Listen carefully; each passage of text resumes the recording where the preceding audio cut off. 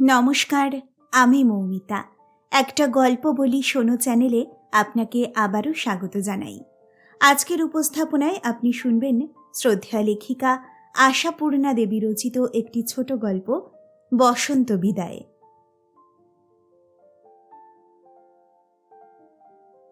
কলেজের বার্ষিক উৎসবে উদ্বোধন সঙ্গীত গাইতে হবে বিলুকে। বিলু প্রায় অনশন ধর্মঘট করে মায়ের কাছ থেকে একটা শাড়ি আর শাড়ি পরে উৎসবে যাবার অনুমতি আদায় করে নিল। না, কিছুতেই আজকে বিলু ফ্রক পরে কলেজ যাবে না। ফ্রক পরতে বিলুর বৃষ্টি লাগে, ঘেন্না করে। ওদের কলেজে আবার সহশিক্ষার পদ্ধতি। সহপাঠিনী আর সহপাঠীদের সামনে ফ্রক পরে গিয়ে দাঁড়াতে নিজের দেহটা নিয়ে যেন অস্বস্তির শেষ থাকে না বিলুর। হাঁটুর নিচ থেকে পা দুখানাকে যেন কিছুতেই মেনে নেওয়া যায় না। কাঁধ দুটো কি এক নিষ্ঠুর কুণ্ঠায় ডানা গুটিয়ে থাকতে চায়। আর টাইট জামার শাসন ব্যর্থ করা উদ্ধত বুকটাকে বিলু বুঝি হৃদয় কোটরে আশ্রয় দিতে পারলেই বাঁচে। ক্লাসে বসে ফ্রকের ধাড়িটা টেনে টেনে হাঁটু দুটো ঢাকবার ব্যর্থ চেষ্টাতে সময় কি কম যায়? অথচ কি সুন্দর, কি অনুপম, কি মনোলভা জিনিস ওই শাড়ি। নিজেকে ওর মধ্যে ভরে ফেলতে পারলে কোথাও কোনোখানে বুঝি আর কুণ্ঠার বালাই থাকে না। তাছাড়া শাড়ির সৌন্দর্য ওর কি আর তুলনা আছে? সিল্কের শাড়ির ভাজে ভাজে কি পেলব কমনীয়তা, বেনারসির পাড়ের আঁচলায় কি রাজকীয় ঐশ্বর্য, টিস্যু জামদানি ঢাকাইতে কেমন পোশাকি পোশাকি আবেশ, মাইসোর জর্জেট শিফনে যেন লঘুপক্ষ বিহঙ্গের উড়ন্ত ভঙ্গিমা। আর সাদা ধপধপে মিহি তাঁতের শাড়ির তো কথাই নেই। পরলে নিশ্চয়ই নিজেকে পরম পবিত্র পূজারিনীর মতো লাগে। অন্তত বিলুর তাই ধারণা। এই সমস্ত রকম শাড়ি বিলুর মায়ের আছে বড়দির, মেজদির, সম্প্রতি সেজদির স্টকও বাড়তে শুরু করেছে। আর বিলুর আলমারির একটা তাক ভর্তি শুধু ফ্রক।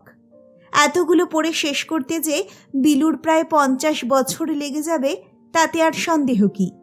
হয়তো ততদিনে আরও জোগানো হবে, কারণ শাড়িতে এখনো অধিকার জন্মায়নি বিলুর। বাচ্চা মেয়েদের শাড়ি পরায় বিলুর মায়ের কড়া আপত্তি। দ্বিতীয় বার্ষিক শ্রেণীর ছাত্রী বিলু আজও তার মায়ের কাছে বাচ্চাত্বের সীমানা থেকে প্রমোশন পায়নি। কেনই বা পাবে? বিলুর সেজদি যে এখনো প্রায় তাই। এই সেদিন মাত্র শাড়ি ধরবার অনুমতি পেয়েছে সে। আজ বিলুর নিতান্ত নির্বেদ দেখে ওর বড়দির দয়া হলো। সে গিয়ে মায়ের কাছে ওকালতি করল, তোমারও মা অন্যায় জেদ, ছেলে মানুষ, একদিন ইচ্ছে হয়েছে, পড়ুকি না।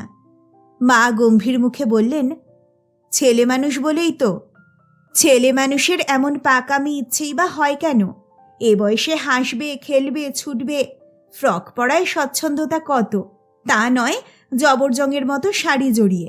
ছি, আমায় যদি কেউ অনুমতি দেয় তো আমি শাড়ি ছেড়ে ফ্রক পরতে পারি, পরে বাঁচি।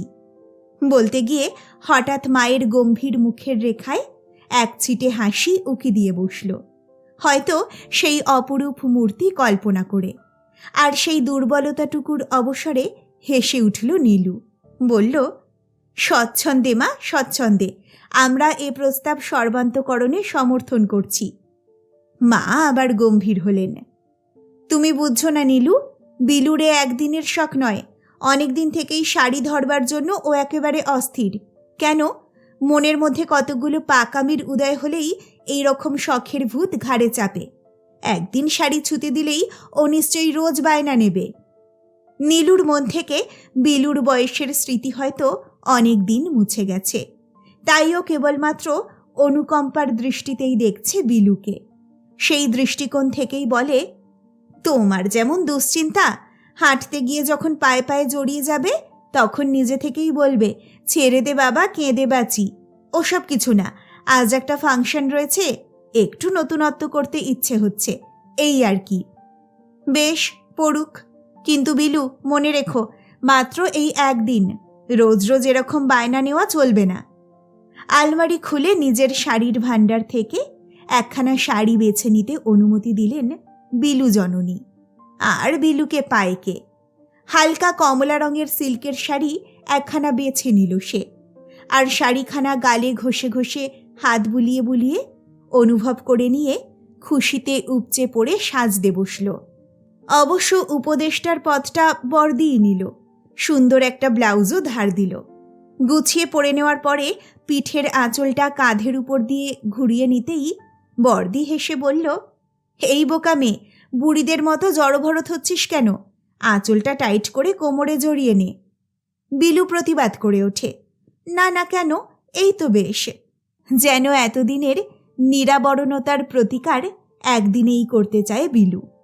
সাজ সমাপনান্তে আরশির সামনে দাঁড়িয়ে আনন্দে প্রায় চোখে জল এসে গেল বিলুর। এত সুন্দর দেখতে সে, এত সুন্দর। মুখের দুপাশে লম্বা লম্বা দুটো বেনি ঝোলানোর পরিবর্তে আলগা করে এলো খোপা বাঁধলে যে মুখের গড়ন এমন অপূর্ব হয়ে ওঠে, তাই বা কবে জেনেছে বিলু। বর্দি! বিলু যেন শীষ দিয়ে ওঠে। কেমন দেখাচ্ছে! বাহ, এ তো খাসা দেখাচ্ছে রে। হোমা, খোঁপাও বেঁধেছিস যে, শিখলি কোথায়? এমনি, নিজে নিজে। আয়নার উপরে তোমার মেজদির সেজদির যতগুলো কাঁটা ছিল সবগুলো চুলে গুঁজে নিয়েছি। বেশ করেছিস। নীলু হেসে উঠে হাঁক দেয়। ওমা, দেখো দেখো, তোমার ছোট মেয়েটি আজ একেবারে দস্তুর মতো একটি মহিলা। তুমি বলেছিলে শাড়ি পরে ঠিক আছাড় খাবে, দেখো একবার ধরনটি, নিজে নিজে খোঁপা পর্যন্ত বানিয়ে ফেলেছে। 17 বছরের বিলুর নিজে নিজে খোঁপা বানানোর বাহাদুরিতে হেসে কুটি কুটি হয়। পুরু লেন্সের চশমা পরা, ব্রণবিখ্যাত গণ্ড, কোলকুঁজো নীলু, বিলুর বর্দি।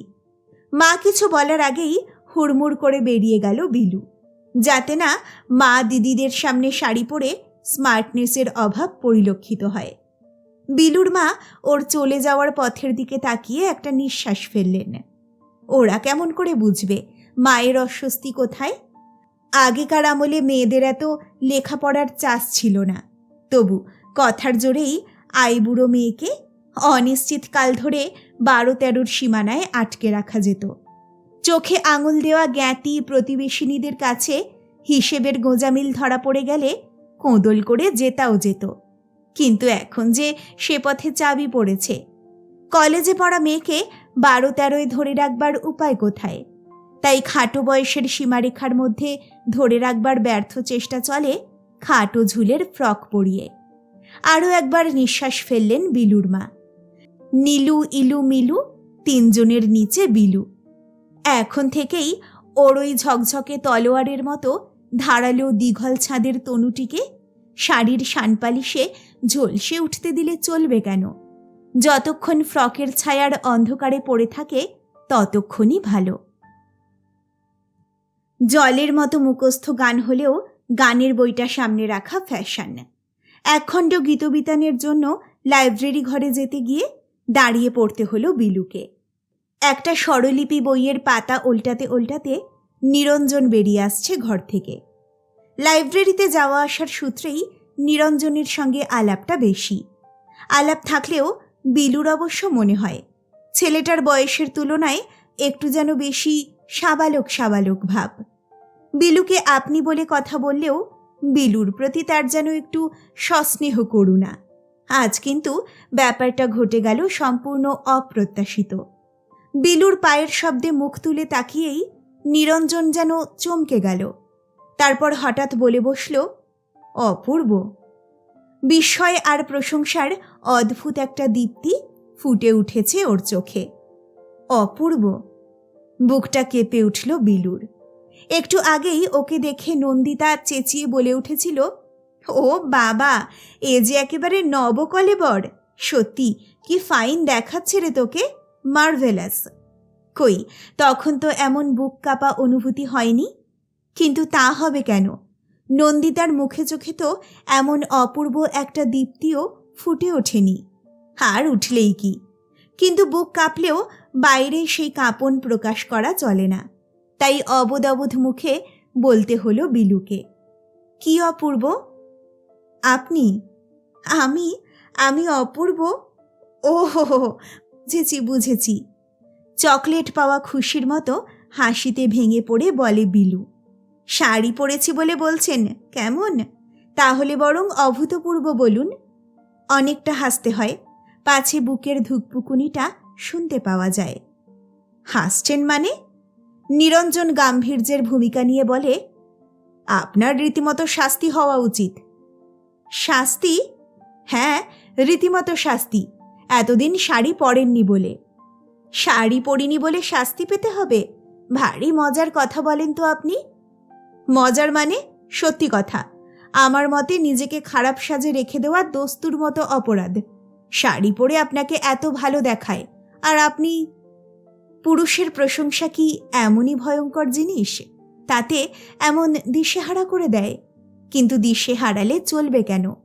বুককে সবলে বুকের মধ্যে নির্বাসন দিয়ে বিলু এবারে পুতুল পাওয়া খুকুর মতো হিহি করে হাসতে থাকে। যাক, বাড়ি গিয়ে বলতে হবে বড়দিকে।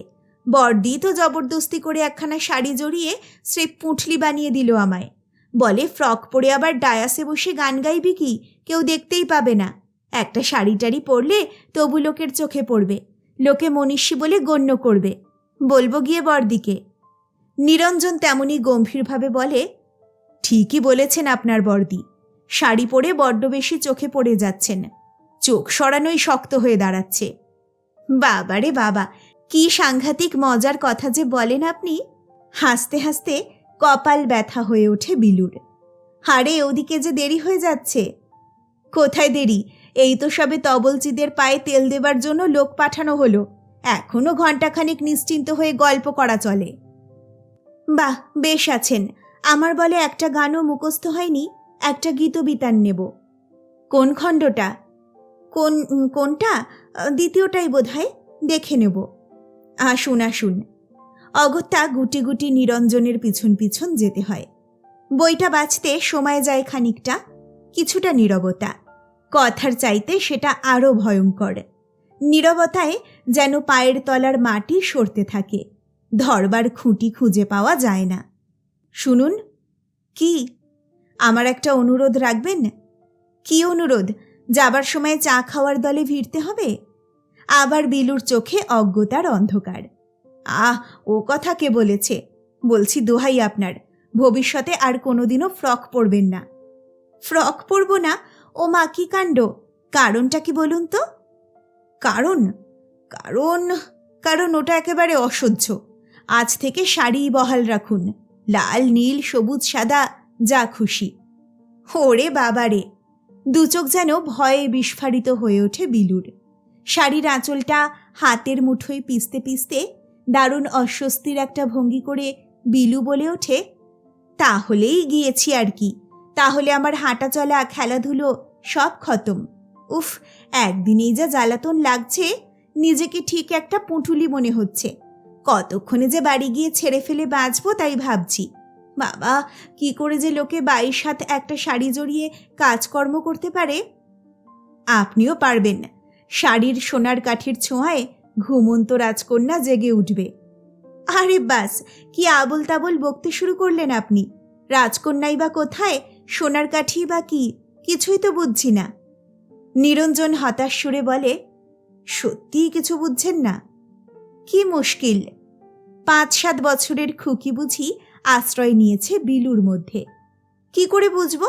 আপনি যে স্রেফ মাথা মুন্ডহীন কথা বলতে শুরু করে দিয়েছেন। শাড়ির সোনার কাঠি, তার চাইতে বলুন না কেন সোনার পাথর বাটি। আবার হাসতে হচ্ছে বিলুকে। হেসে হেসে চোখে জল এসে যাবার জোগাড় হলেও হাসতে হচ্ছে। না হেসে করবেই বাকি। গম্ভীর হবার উপায় কোথা তার? বিলুই কি জানে না যে তার উপরে এখনো 3 দিদি? বছরে বছরে চশমার পাওয়ার বেড়ে যাওয়া কোলকুজো নীলু, দিন দিন ফুটবল হয়ে যাওয়া ভাড়ভিড়িক্কি ইলু, আর নবযৌবনের দিনগুলি সব শেষ করে এনেও কিশোরীর ভূমিকায় অভিনেত্রী সেজদি মিলু। এদের চাইতে সে অনেক অনেক ছোট বিলু। এখনই শৈশব পার করে ফেললে তো চলবে না তার। শাড়ি তার মনোরম সৌন্দর্য ভার নিয়ে আলমারির উঁচু তাকে থাকুক। নিচের দিকের তাকটা বিলুর, যেখানে রাশি রাশি ফ্রক সাজানো।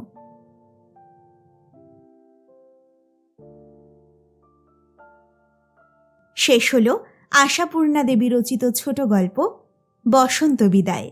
গল্পটা আপনার কেমন লাগলো আমাকে অবশ্যই জানান কমেন্ট সেকশনে। খুব তাড়াতাড়ি ফিরে আসছি নতুন একটা গল্প নিয়ে। সকলে ভালো থাকুন, সুস্থ থাকুন। নমস্কার।